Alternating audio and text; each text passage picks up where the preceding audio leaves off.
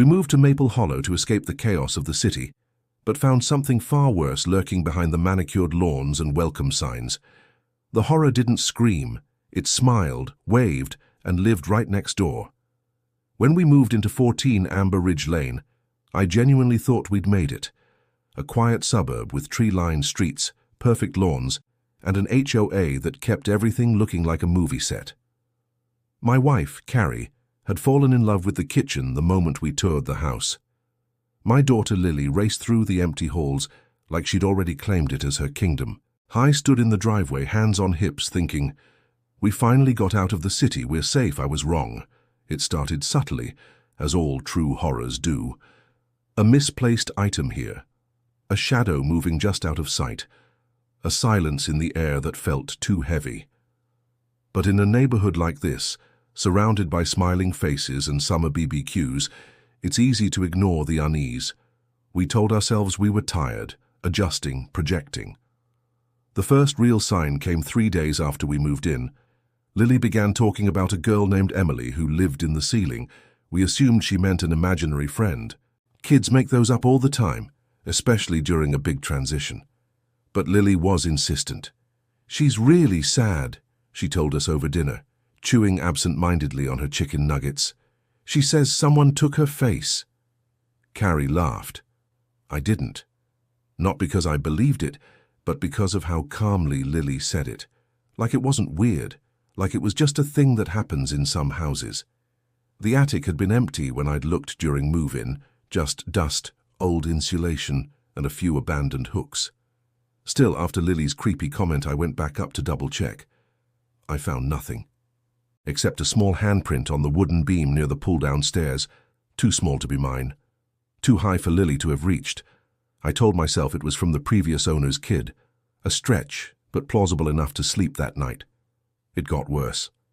We received our first welcome basket a week later, homemade cookies, scented candles, and a handwritten note that read, "Welcome to Maple Hollow. We're glad you've joined our family. Don't go out after dark." The neighborhood circle. I assumed it was some cutesy local club like a mom's group or overactive neighborhood watch. The smiley face at the end felt forced, off. Carrie shrugged and threw the note away. The next night we got a knock on the door around 1:30 a.m. I thought maybe it was an emergency, maybe someone needed help. But when I opened it, no one was there. Just a small porcelain figurine sitting on the welcome mat, a little girl with pigtails, her face cracked right down the middle. Carrie told me not to overthink it. Weird art prank, she said. Kids being dumb. I wanted to believe that. That night I dreamt of crawling through the vents, chased by whispering voices that repeated the same phrase, "You're not supposed to be here." The following morning, Lily refused to come out of her room. She said Emily told her that the neighbors wear masks at night and their smiles don't stop. I'd like to say I didn't believe her, that I rolled my eyes and chalked it up to too much YouTube or a scary story at school. But Lily hadn't started school yet, and we hadn't given her internet access in the new house. I installed cameras around the perimeter the next day. What I caught changed everything. The footage began normal, squirrels darting across the yard, a couple of Amazon deliveries. Around 3:12 a.m., movement triggered the front camera. A figure walked into view. At first, I thought it was a neighbor. Then I noticed their head. It didn't turn. Not when they moved, not when they passed under the porch light. It just stared straight ahead. Their hands were wrong too, bent backwards, long fingers dragging against the siding like they were searching for something soft to dig into. Then came the others, one by one, more figures, all wearing the same expressionless white masks. They circled the house, tapping on the windows, leaning toward the cameras, watching us as we slept. I didn't show Carrie. I couldn't. Instead, I called the police. They sent an officer who barely looked at the footage before saying, "Kids pulling a prank. Halloween's coming." "It's August," I reminded him. He just shrugged. "Maybe your neighborhood's got a weird sense of humor." That same night, all 4 of our tires were slashed. We installed motion-triggered floodlights. We bought extra locks.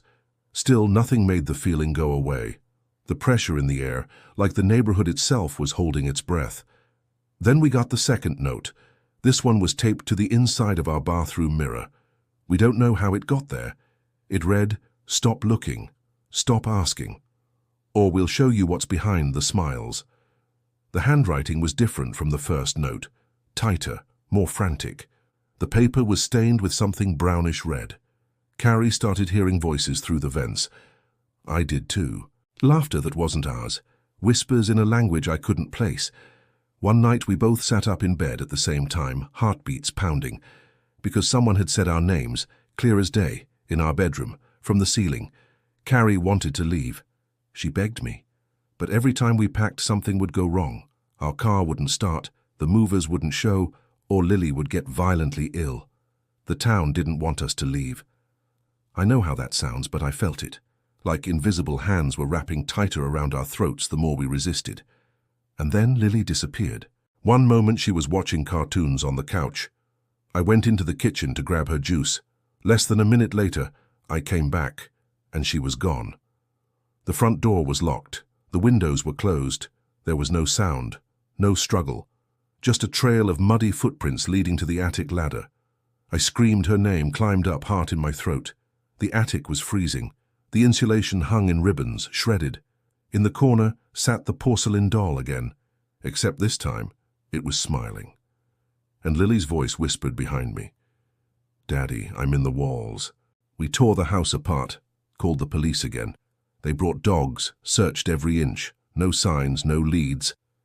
But that night on the cameras we saw her, walking the street in front of our house, dressed in white, surrounded by the masked people, her face blank, pale, her eyes pitch black. Carrie broke down. She screamed, sobbed, begged me to do something. So I did. I went to the neighborhood circle meeting. It was held in the community center, Wednesday night, 11 p.m. sharp. There were no flyers, no website, just a word-of-mouth, invitation-only kind of thing. I told them I wanted to join, that I wanted to belong. They smiled, all of them, the exact same way, wide, too wide, like their faces had practiced it 1,000 times too many. "Once you join," the woman in the red scarf said, "you can never leave. Are you sure?" I nodded. "Good," she said. "The suburb takes care of its own."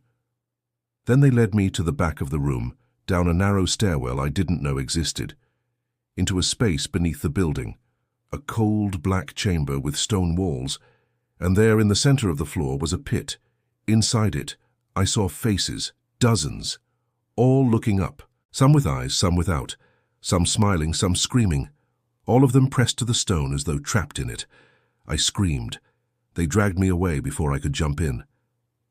"Not yet," someone whispered in my ear. "You haven't finished your term." I left that night shaking, my mind unraveling.